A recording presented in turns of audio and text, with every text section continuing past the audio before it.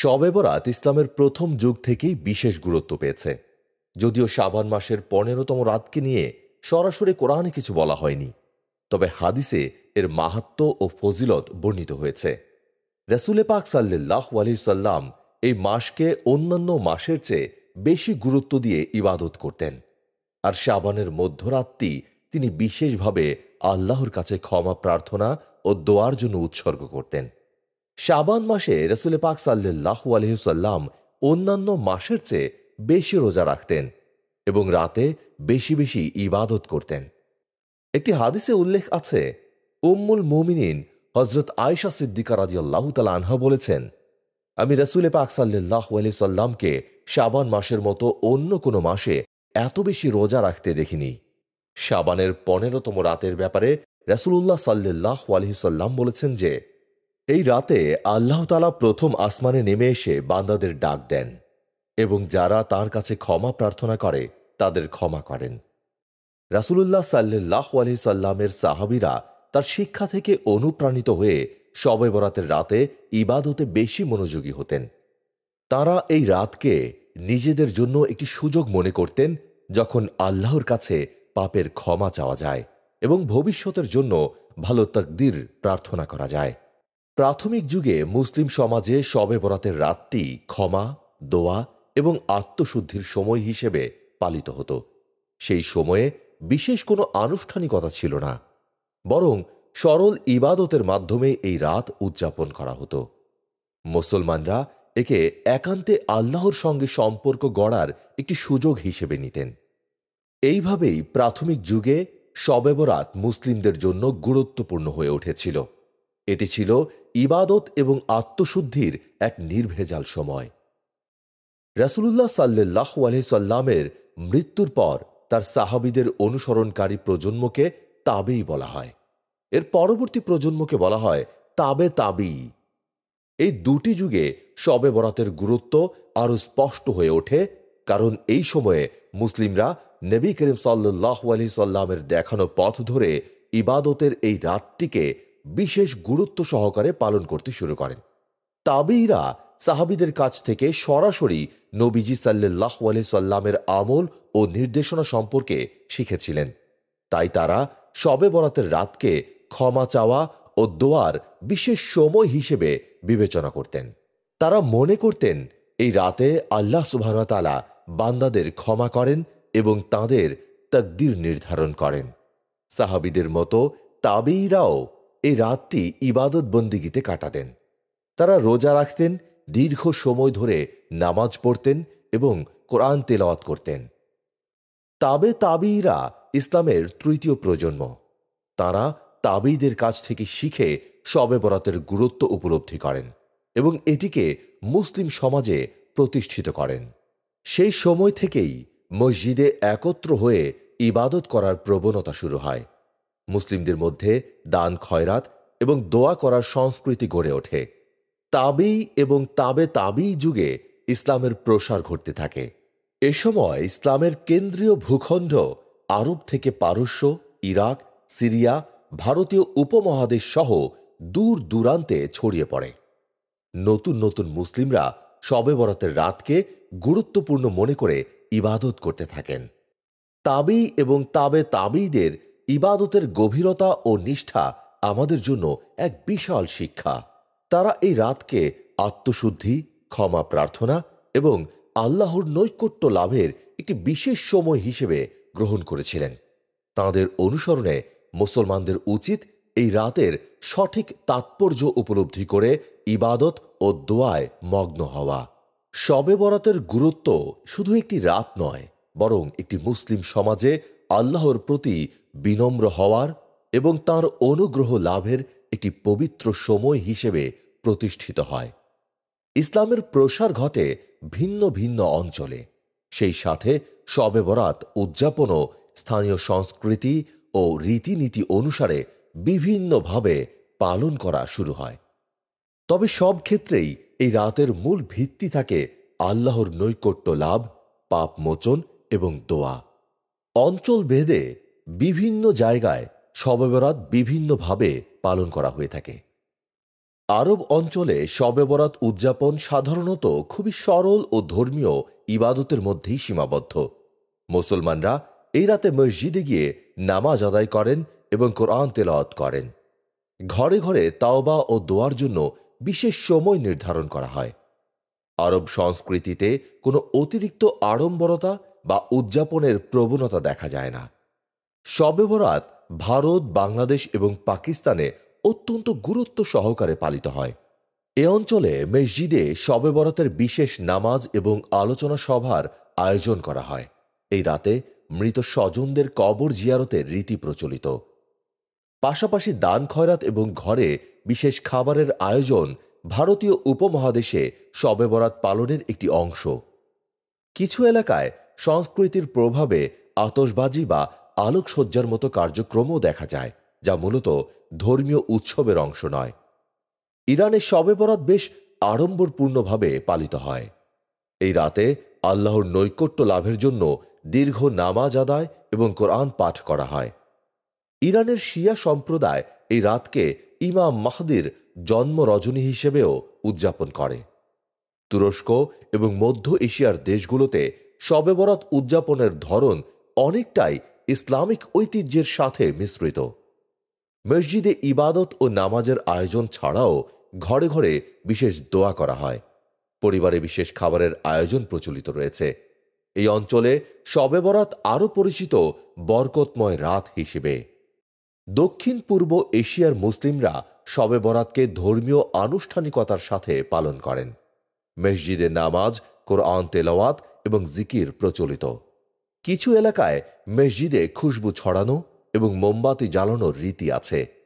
পাড়াপড়শিদের মধ্যে খাবার বিতরণ করা হয়। আফ্রিকার মুসলিম দেশগুলোতে শবে বরাত উদযাপনে সাধারণত ইবাদতের প্রতি বেশি মনোযোগ দেওয়া হয়। মসজিদে রাতভর ইবাদত এবং ঘরে বিশেষ দোয়া ও জিকিরের আয়োজন করা হয়। স্থানীয় মুসলিম সম্প্রদায় শবে বরাতকে তাকদীর নির্ধারণের রাত হিসেবে চিহ্নিত করে। শবে বরাত হল একটি পবিত্র রাত, যেটি মুসলমানদের জন্য ক্ষমা, দোয়া ও আত্মশুদ্ধির বিশেষ সুযোগ এনে দেয়।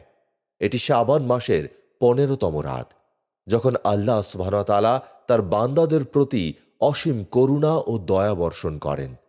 শবে বরাতের মাহাত্ম্য মূলত এই রাতের ইবাদত, দোয়া ও আল্লাহর ক্ষমা প্রার্থনার উপর নির্ভর করে। এই রাতের সবচেয়ে বড় মাহাত্ম্য হল আল্লাহর ক্ষমার দরজা উন্মুক্ত থাকা। রাসূল পাক সাল্লাল্লাহু আলাইহি সাল্লাম বলেছেন, শাবানের মধ্যরাতে আল্লাহ তাআলা সৃষ্টি জগতের প্রতি মনোযোগ দেন এবং মুশরিক ও বিদ্বেষপরায়ণ ছাড়া সকলকে ক্ষমা করেন। এটি এমন একটি রাত যখন আল্লাহ বান্দার প্রতিটি ভুল ক্ষমা করতে প্রস্তুত থাকেন, যদি বান্দা সঠিকভাবে তাওবা করে।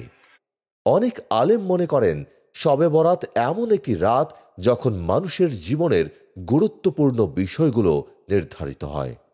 এই রাতে সিদ্ধান্ত হয় কার জীবন কতদিন, কার রিজিক কেমন হবে এবং কি কি ঘটনা ঘটবে। তাই এটি আল্লাহর কাছে নিজের এবং পরিবারের জন্য কল্যাণ ও শান্তি প্রার্থনার একটি বিশেষ সুযোগ। শবে বরাত আত্মশুদ্ধি ও পাপ মোচনের জন্য আদর্শ সময়। পাপ থেকে মুক্তি পেতে এই রাতে আল্লাহর কাছে নিজেকে সোপর্দ করা হয়।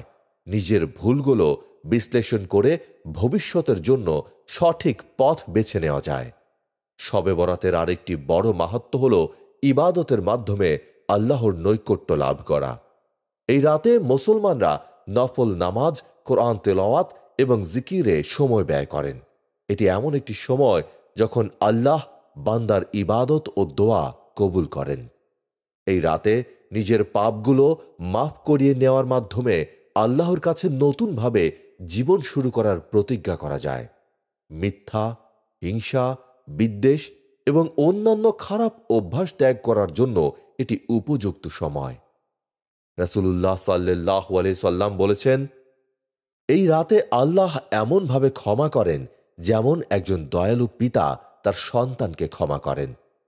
শবে বরাতে আল্লাহ দোয়া কবুল করতে প্রস্তুত থাকেন। নিজের এবং পরিবারের জন্য কল্যাণের দোয়া করা এই রাতের একটি বিশেষ দিক। বিশেষ করে রিজিকের বৃদ্ধি, রোগ মুক্তি এবং শান্তিময় জীবন প্রার্থনা করা হয়। শবে বরাত মুসলিম উম্মাহকে একসাথে ইবাদতের জন্য অনুপ্রাণিত করে। এই রাতে অনেক মুসলমান একত্র হয়ে মসজিদে ইবাদত করেন। এটি ধর্মীয় সংহতি এবং ভ্রাতৃত্ববোধ বাড়াতে সাহায্য করে। শবে বরাত একটি পবিত্র রাত, যা ইবাদত, দোয়া এবং আল্লাহর নৈকট্য লাভের জন্য উৎসর্গ করা হয়। এই রাতটি আমাদের জন্য বিশেষ গুরুত্ব বহন করে, কারণ এতে আল্লাহ সুবহানাহু ওয়া তাআলা বান্দাদের ক্ষমা করেন এবং কল্যাণ দান করেন। শবে বরাতের রাতে নফল নামাজ পড়া অত্যন্ত ফজিলতপূর্ণ। আপনি 2 রাকাত করে যত ইচ্ছা নফল নামাজ আদায় করতে পারেন। প্রতিটি রাকাতে সূরা ফাতিহার পর সূরা ইখলাস বা অন্য কোনো সূরা পড়া যেতে পারে। এই নামাজের উদ্দেশ্য হল আল্লাহর সন্তুষ্টি অর্জন এবং নিজের পাপের ক্ষমা প্রার্থনা। শবে বরাত ক্ষমা এবং আত্মশুদ্ধির রাত। এই রাতে দোয়া ও তাওবার মাধ্যমে আল্লাহর কাছে ক্ষমা চাওয়া হয়। আপনার নিজের পাপের জন্য ক্ষমা চান। পরিবার ও উম্মতের জন্য কল্যাণ ও শান্তি প্রার্থনা করুন। দোয়ায় রিজিক বৃদ্ধি, রোগ মুক্তি এবং জীবনের সুখ শান্তি প্রার্থনা করা উচিত। পবিত্র কোরআন তেলাওয়াত শবে বরাতের ইবাদতের অন্যতম গুরুত্বপূর্ণ অংশ। এই রাতে কোরআনের কিছু অংশ পড়ার চেষ্টা করুন। বিশেষ করে তাফসির সহ কোরআনের আয়াতগুলো বুঝে পড়ুন। শবে বরাতে আল্লাহর নাম স্মরণ করা এবং তাসবিহ পাঠ করা খুবই গুরুত্বপূর্ণ। সুবহানাল্লাহ, আলহামদুলিল্লাহ, আল্লাহু আকবার ইত্যাদি তাসবিহ পাঠ করুন। আস্তাগফিরুল্লাহ পাঠ করে আল্লাহর কাছে ক্ষমা চান। দীর্ঘ সময় ধরে জিকিরে মগ্ন থাকুন। শবে বরাতে মৃত স্বজনদের জন্য দোয়া করা ইসলামের একটি সুন্দর দিক। কবরস্থানে গিয়ে স্বজনদের জন্য মাগফিরাত কামনা করতে পারেন। মনে রাখতে হবে, কবর জিয়ারত একটি ব্যক্তিগত আমল। এতে কোনো অতিরিক্ত আনুষ্ঠানিকতা বা লোক দেখানোর বিষয় নেই। শবে বরাতের পরদিন রোজা রাখা একটি সুন্নত আমল। এই রোজা রাখার উদ্দেশ্য হল আল্লাহর নৈকট্য লাভ করা এবং নিজের আত্মাকে শুদ্ধ করা। রাসূলুল্লাহ সাল্লাল্লাহু আলাইহি সাল্লাম বলেছেন, শাবানের মধ্যরাতের পরদিন রোজা রাখার মধ্যে বিশেষ ফজিলত রয়েছে। এই রাতে দান খয়রাত করা অত্যন্ত ফজিলতপূর্ণ। গরিব অসহায়দের মাঝে খাবার বিতরণ করুন। আল্লাহর সন্তুষ্টির জন্য সাধ্যমতো দান করুন। শবে বরাতের রাতটি ইসলামে অত্যন্ত গুরুত্বপূর্ণ হলেও অনেক অঞ্চলে এই রাত নিয়ে বিভিন্ন ভুল ধারণা ও অনুশীলন প্রচলিত হয়েছে। এগুলোর মধ্যে কিছু সংস্কৃতি ও আঞ্চলিক প্রভাব থেকে এসেছে, যা ইসলামের প্রকৃত শিক্ষা ও উদ্দেশ্যর সঙ্গে সামঞ্জস্যপূর্ণ নয়। অনেক এলাকায় শবে বরাত উপলক্ষে আতশবাজি ফোটানো এবং ঘরবাড়ি সাজানো হয়। ইসলামে এমন কোনো বিধান নেই, বরং এটি শবে বরাতের পবিত্রতা নষ্ট করে এবং সম্পদের অপচয় ঘটায়। শবে বরাতে বিশেষ মিষ্টি, হালুয়া বা অন্য কোনো খাবারের আয়োজনকে অনেকেই বাধ্যতামূলক মনে করেন। এটি মূলত সংস্কৃতিগত প্রভাব। ইসলামে এমন কোনো নির্দেশনা নেই। শবে বরাতের মূল উদ্দেশ্য হল ইবাদত করা, খাবার নয়। অনেক সময় লোক দেখানোর জন্য বড় আয়োজন করা হয়, যেমন প্রচুর মানুষের জন্য খাবারের ব্যবস্থা করা বা মসজিদে বড় অনুষ্ঠান করা। ইসলামে ইবাদত এবং দান খয়রাতকে একান্ত ও আন্তরিক কাজ হিসেবে দেখা হয়েছে। লোক দেখানোর উদ্দেশ্যে কিছু করা উচিত নয়। কিছু মানুষ মনে করেন শুধু শবে বরাতেই কবর জিয়ারত করতে হবে। ইসলামে মৃত আত্মীয়দের জন্য সব সময় দোয়া করার অনুমতি রয়েছে।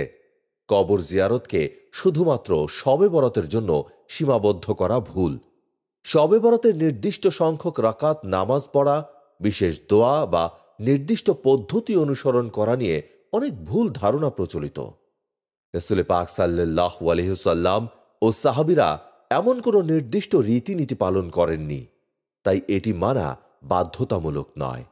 অনেকে মনে করেন এই রাতে শুধুমাত্র মৃত আত্মীয়দের জন্য ক্ষমা প্রার্থনা করাই প্রধান কাজ।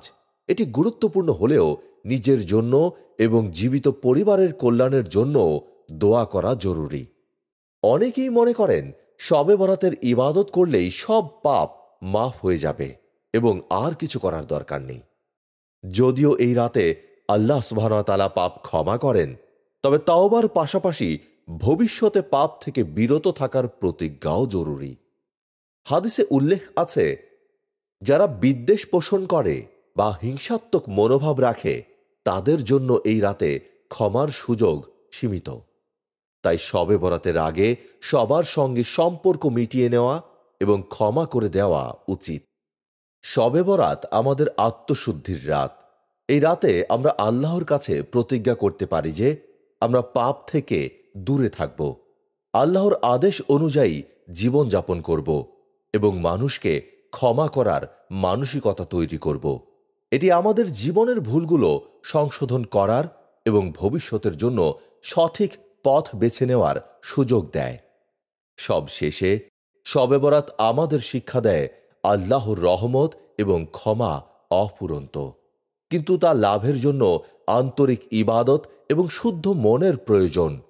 আমাদের উচিত এই রাতকে যথাযথভাবে উদযাপন করা এবং এর প্রকৃত মাহাত্ম্য বুঝে নিজেদের জীবনকে সুন্দর ও আল্লাহমুখী করে তোলা। শবে বরাত আমাদের জন্য একটি সুযোগ পুনর্জীবনের, আত্মশুদ্ধির এবং আল্লাহর কাছাকাছি পৌঁছানোর।